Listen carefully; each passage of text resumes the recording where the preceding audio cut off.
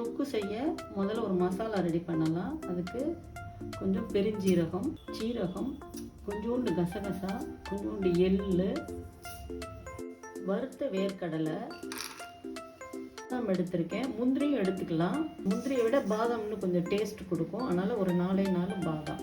இதையெல்லாம் மிதமான தீயில வறுத்து எடுத்து மிக்சியில் போட்டு அரைச்சிக்கணும். தண்ணி ஊற்றி அரைச்சிக்கணும்.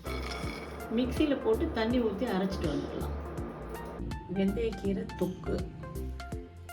வெந்தயக்கீரை அரிஞ்சிக்கலாம். சமைக்கும் போது இந்த சமையலில் நம்ம என்ன மெயின் காய்கறியோ இல்லை நான்வெஜ்ஜோ யூஸ் பண்ணுறோமோ அந்த ஃப்ளேவர் அப்படியே ரீட்டைனாக இருக்கணும் அந்த குழம்புல. உதாரணத்துக்கு சொல்லணும்னா மீன் ஃப்ரை மீன் வாசனையோடு இருக்கணும். அந்த மீனோட ஃப்ளேவர் மாறாமல் இருக்கணும். அது சிக்கன் பவுடர் போட்டால் அது சிக்கன் ஃப்ரை மாதிரி ஆகிடும். அதே மாதிரி மட்டன் ஃப்ளேவரோடு இருக்கணும். அதில் ரொம்ப ஸ்பைஸ் எல்லாம் போட்டால் அதோட ஒரிஜினல் ஃப்ளேவர் போயிடும். அதே மாதிரி கீரை காய்கறிகள் எதுவுமே அதோட ஃப்ளேவரோடையும் அதோட டேஸ்டோடையும் செஞ்சால் அருமையாக இருக்கும்.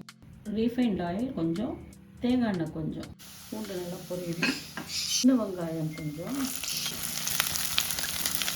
நறுக்கி வச்ச தக்காளி,